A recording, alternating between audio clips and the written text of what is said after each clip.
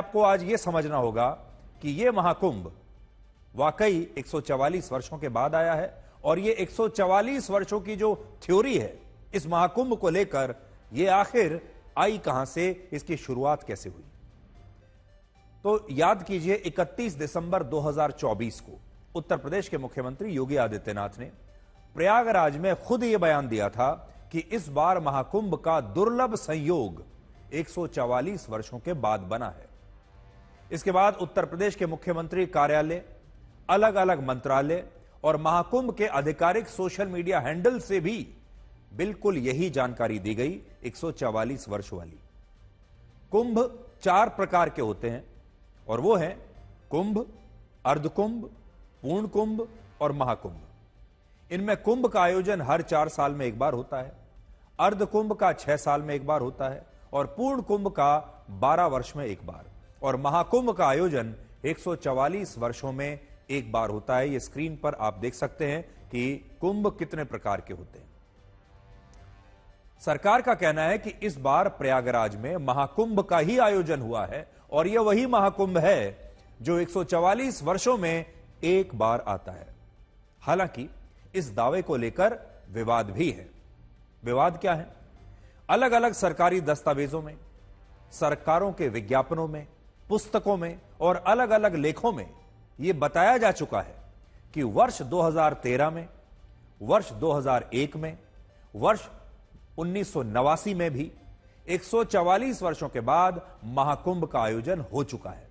और सरकार अब यह कह रही है कि इस बार वर्ष 2025 में भी महाकुंभ का यह दुर्लभ संयोग बना है, जबकि यह संभव कैसे हो सकता है, लोग ये पूछ रहे हैं।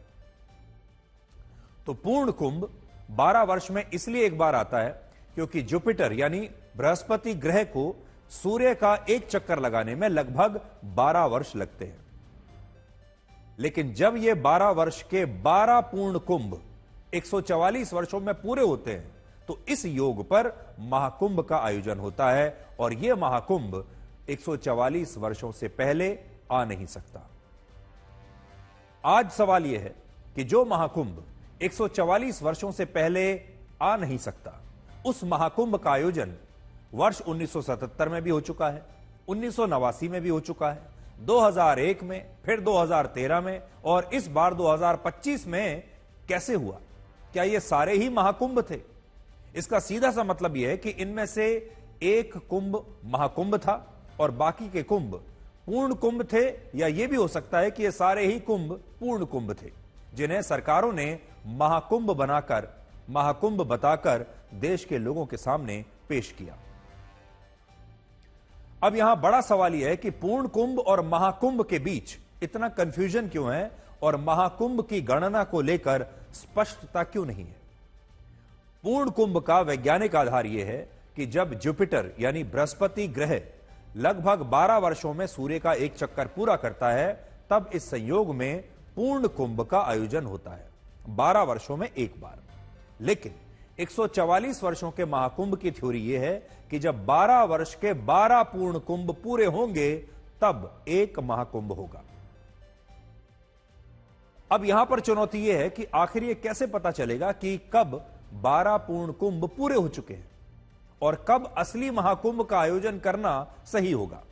तो बहुत सारे लोग यह दावा करते हैं कि जब विशेष खगोलीय स्थिति में शनि, चंद्रमा और बृहस्पति ग्रह सूर्य के साथ एक रेखा में मौजूद होते हैं, तब 144 वर्षों में एक बार बनने वाली इस बहुत ही खास खगोलीय स्थिति में महाकुंभ का आयोजन होता है। और इस बार भी हमारे सौरमंडल में यही खगोलीय स्थिति बनी है, जिसके कारण इस बार के पूर्ण कुंभ को महाकुंभ कहा जा रहा है।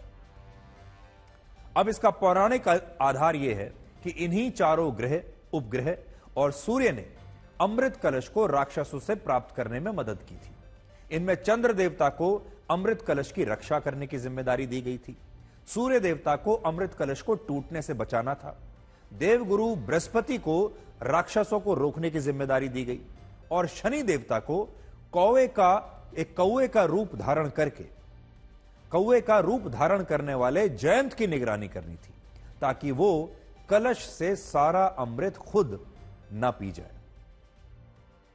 और इस आधार पर बहुत सारे लोग इस बार के पूर्ण कुंभ को 144 वर्षों में आने वाला महाकुंभ बता रहे हैं। लेकिन यहां पर एक महत्वपूर्ण बात यह भी है कि सौर मंडल में कभी भी कोई ग्रह और उपग्रह सूर्य के साथ एक रेखा का निर्माण नहीं करते, और यही कारण है कि महाकुंभ की गणना को लेकर भी हर बार ही विवाद होता है। ऐसा नहीं कि इस बार, हर बार यह विवाद होता है, लेकिन इस बार यह विवाद कुछ ज्यादा ही हो रहा है। इसके साथ ही आज हम आपको यह भी बताना चाहते हैं कि 144 वर्षों के महाकुंभ के लिए जो ग्रह नक्षत्रों की स्थिति होनी चाहिए वो स्थिति इस बार है, और ऐसा दुर्लभ और ज्योतिषीय संयोग 144 वर्षों के बाद ही बना है, जिसके कारण यह महाकुंभ ही कहलाएगा। और आप अपने कंफ्यूजन को आज दूर कर सकते हैं और अपने टीवी स्क्रीन पर देख सकते हैं कि किन ग्रह नक्षत्रों की स्थिति के कारण इस बार के पूर्ण कुंभ को ही महाकुंभ माना जाएगा। तो आप देख लीजिए बड़ी स्क्रीन पर, जिस भी स्क्रीन पर आप इस समय ब्लैक एंड व्हाइट को देख रहे हैं, टीवी की स्क्रीन पर या अपने मोबाइल फोन की स्क्रीन पर, जिन लोगों ने भी इस बार के महाकुंभ में पवित्र स्नान किया है उन्हें यह बात याद रखनी चाहिए कि जब जुपिटर यानी बृहस्पति ग्रह सूर्य का एक चक्कर पूरा करता है तो इससे ज्योतिषीय गणना यानी ग्रह नक्षत्रों की चाल बदल जाती है, इससे चाल बदलती है। और सनातन धर्म में इस दौरान प्रयागराज की त्रिवेणी में स्नान करने को सबसे पवित्र माना जाता है, और आप सभी लोग इसी दुर्लभ संयोग में महाकुंभ का हिस्सा बने हैं, और 65 करोड़ से ज्यादा लोगों ने इस संयोग में, इस शुभ घड़ी में ये पवित्र स्नान हमारे देश में किया है।